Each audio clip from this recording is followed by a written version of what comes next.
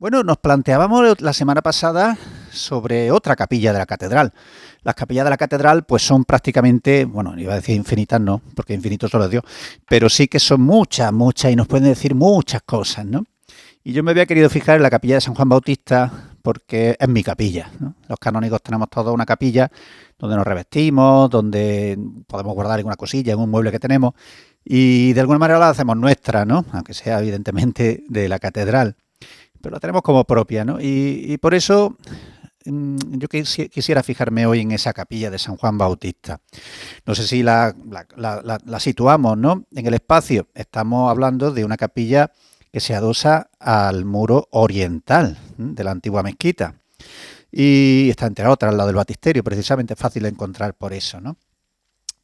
Es verdad que en todas las capillas pues vemos cosas diferentes, ¿no?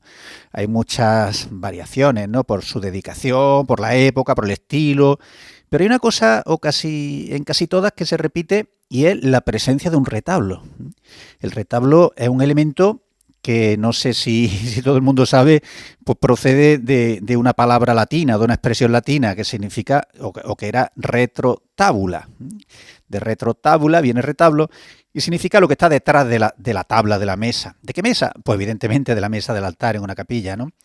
Y es muy curioso porque en España va a tener mucha importancia, ¿no? Incluso desde la Edad Media empieza a llenarse, ¿no? Empiezan a llenarse las catedrales, las iglesias, las capillas de los conventos, empiezan a llenarse de retablos por todas partes, ¿no? Sobre todo en el altar mayor, ¿no? Y a partir de la Edad Media, pero también lo habrá mucho de estilo renacentista y barroco, ¿no? Es un elemento muy curioso, ¿no? Porque es mitad de arquitectura, mitad de escultura y pintura, según, ¿no? Y esa proliferación de retablos pues le da una riqueza enorme, ¿no? A nuestra iglesia, ¿no? Evidentemente nuestra catedral no podía ser menos y tenemos muchos retablos. No vamos a hablar del de la Capilla Mayor, que es colosal, en piedra, sino de este en concreto de nuestra capilla. Es muy curioso también pensar que el retablo se suele relacionar en nuestra imaginación con el barroco, ¿no? Y es verdad, en el barroco pues va a haber una gran proliferación de retablos en nuestras iglesias, ¿no? Pero también tenemos retablos renacentistas que fueron prácticamente supervivientes, ¿no? Supervivientes de ese cambio de gusto que se produjo entre los siglos XVII y XVIII.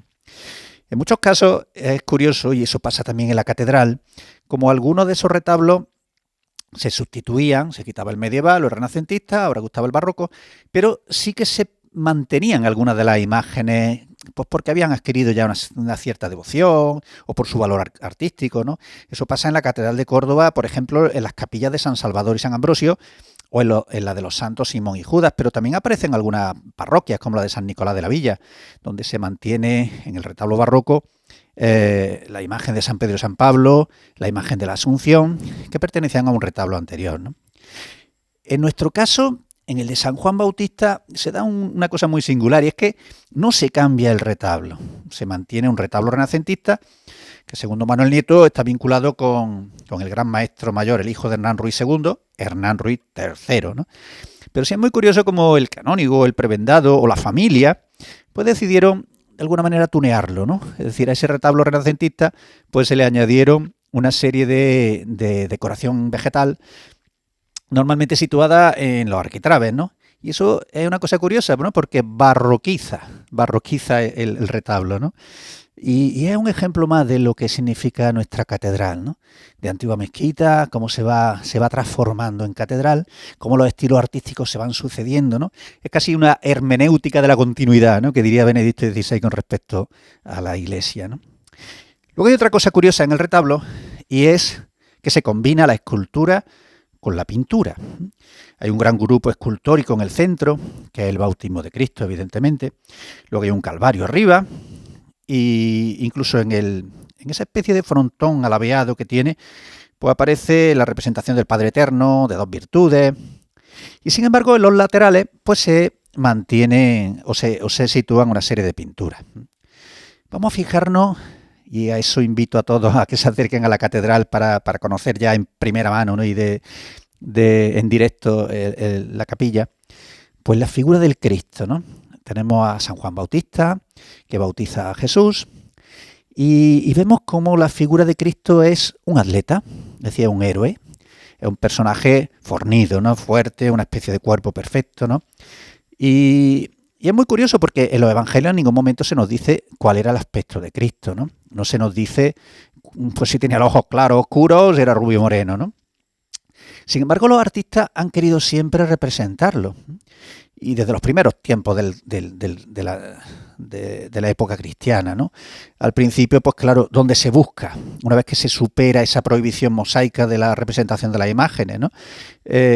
¿Dónde se busca? Pues curiosamente no se hace un retrato de Jesús, sino que se hace un retrato simbólico, ¿no? Y se toma al dios Apolo, curiosamente. Eso nos podría extrañar un poco, ¿no?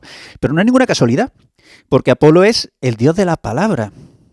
Apolo es el hijo de Zeus. Apolo es el dios de la belleza. Y no podemos olvidar que en la Biblia se nos refiere a Jesús como la palabra que se hace carne, como el Hijo de Dios, y también con ese Salmo 44, el más bello de los hijos de los hombres, ¿no? Pues fijaros, nada es casualidad, ¿no? Representarlo como Apolo es realmente una cosa muy curiosa, ¿no? Bueno, vamos a fijarnos ahora un momentito en las pinturas, que son pues todas del siglo XVI, la Anunciación, la Santa Cena, el Nacimiento, etcétera. Pero lo que sí quisiera ahora es una cosa más simbólica, ¿no? Es muy curioso cómo en la situación normal de un retablo, el altar está situado adosado, ¿no? Por eso el retrotábula, y nos podemos imaginar el momento en el que el sacerdote celebraba la misa, ¿no? Y cuando elevaba a la forma consagrada, ¿qué es lo que veía el sacerdote y qué es lo que veían los fieles? Pues veían el cuerpo de Cristo, encarnado de alguna manera en la forma consagrada, pero también ese cuerpo heroico de Cristo que aparece en la imagen, ¿no? Es decir, de nuevo el arte como una forma clarísima de evangelización, ¿no? De trascender esa abstracción, ¿no? En la que contemplamos a Cristo, pero no lo vemos en la forma consagrada, y esa imagen en la que contemplamos la imagen de Cristo a través de la escultura. Bueno, realmente otra cosa interesante, ¿verdad? De la evangelización a través del arte, ¿no? Cómo se alienta la fe del cristiano en ese admirable misterio de la presencia real de Cristo en la Eucaristía. Pues terminamos y lanzamos la siguiente pregunta. Para la siguiente semana, ¿cuántos instrumentos hay en la catedral? Y no nos referimos a los órganos. Pueden escribir al patrimoniocultural@diócesidecórdoba.es o al WhatsApp 672-606072, el Dintel, nombre de pila y mensaje. Que Dios os bendiga.